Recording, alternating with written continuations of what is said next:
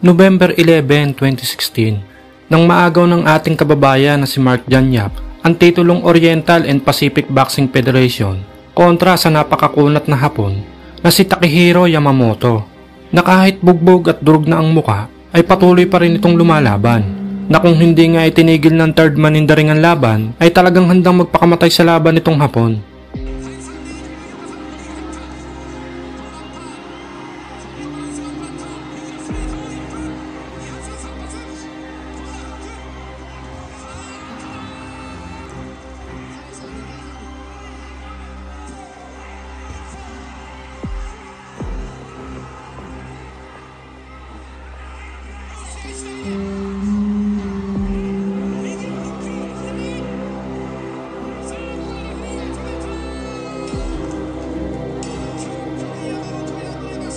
April 9, 2017, nang depensahan naman ng ating kababayan ang kanyang hawak na titulo kontra nga po sa Thai boxer na si Sithichai Thornton, na tinalo niya via technical knockout sa round 2. July 30, 2017, halos 3 buwan lang ang lumipas, ay tumungo nga po ang ating Pinoy na bida sa bansang Japan, at ito nga po ay para muling depensahan ang kanyang hawak na titulo kontra nga po sa tigasing Hapon na si Kentaro Masuda. At para nga po sa inyong kaalaman, itong si Kentaro Masuda ay tumalo na ng dalawa nating kababayan. Ito nga po ay sina Romel Oliveros, na tinalo niya via technical knockout sa round 1. At si Boy Don Di Pumar, na tinalo niya via unanimous decision.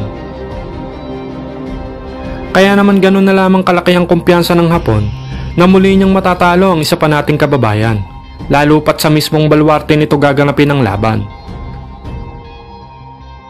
Bago ang laban, ang Hapon na si Kentaro Masuda ay may record na 27 wins, 15 knockouts at may 7 talo. Habang ang ating bida naman ay may record naman 26 wins, 12 knockouts at 12 talo.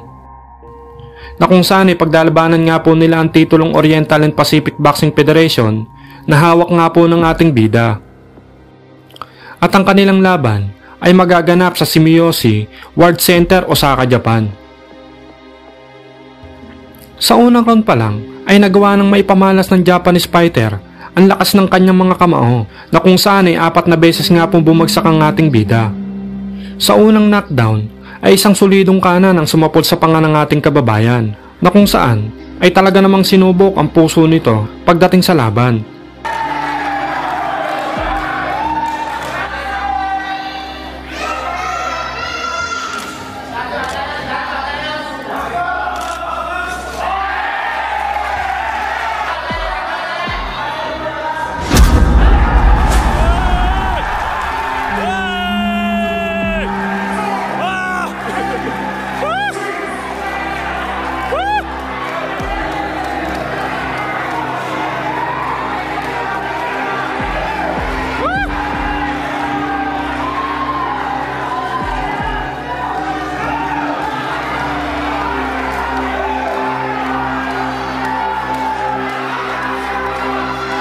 Subalit sa ikalawang pagkakataon ay bumagsak nga po muli ang ating bida matapos maipit sa lubid at makipagpalitan ng atake sa kanyang kalaban.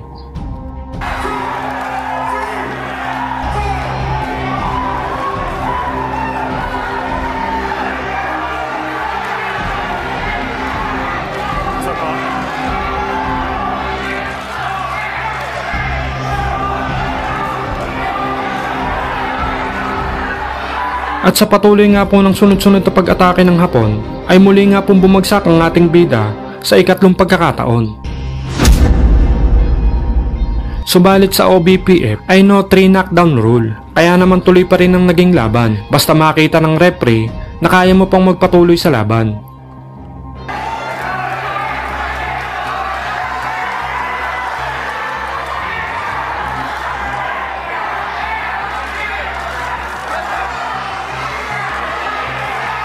At bago nga po matapos ang huling minuto ng round 1 ay bumagsak nga po muli sa ika-4 na pagkakataon ng ating bida, matapos na naman itong tamaan ng magkasunod na kanan.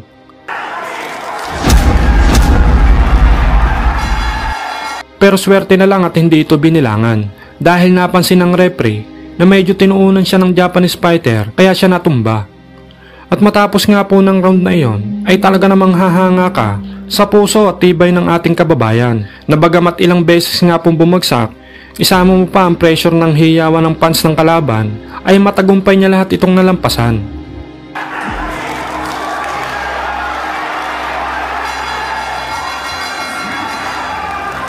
Kaya naman pagpasok nga po ng sumunod na round ay nag-adjust na ng estilo ang ating bida.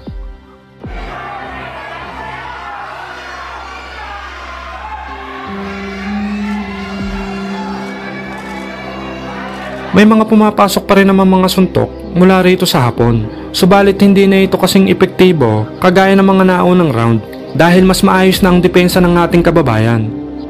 At bukod nga po sa depensa ay may ingat na nga pong bumibitaw ng mga suntok ang ating bida kung saan ay nahihirapan na nga po ang hapon para makapagpatama sa kanya.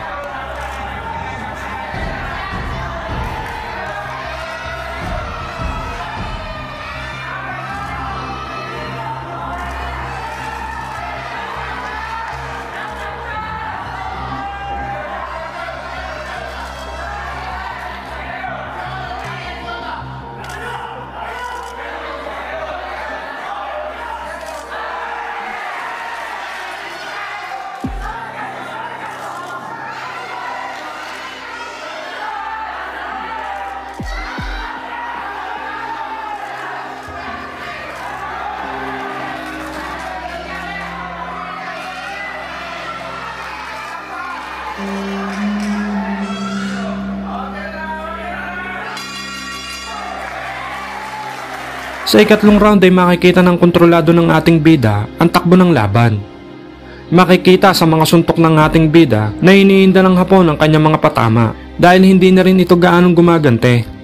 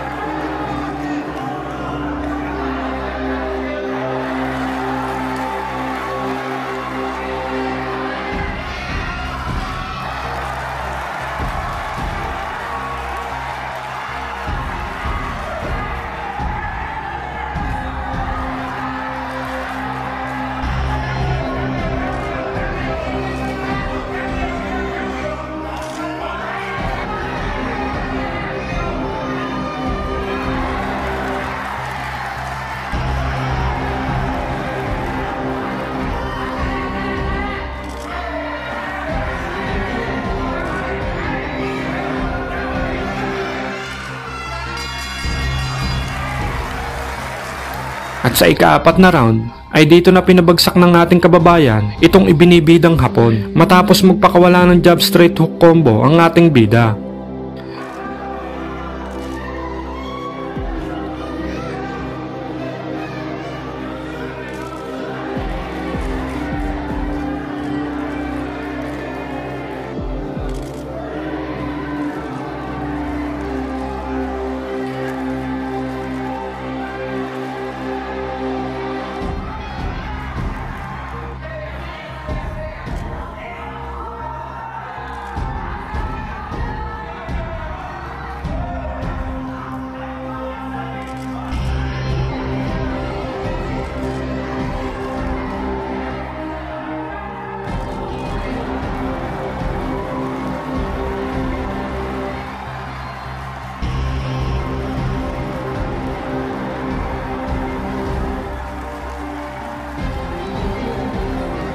At sa muling pag-atake ng ating kababayan ay muli nga pong bumagsak itong ibinibidang Hapon.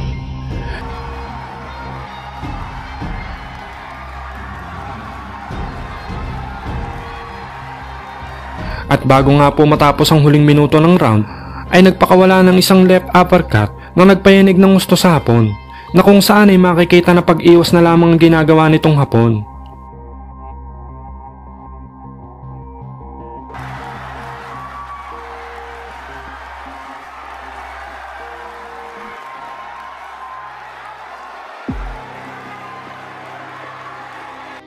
At sa dami nga po ng suntok na tumama ay muli nga pong bumagsak ang Hapon sa huling pagkakataon, na kung saan ay itinigil na nga po ng third man in the ring ang laban. 4th round technical knockout victory para nga po sa ating Pinoy na bida si Mark Janyap.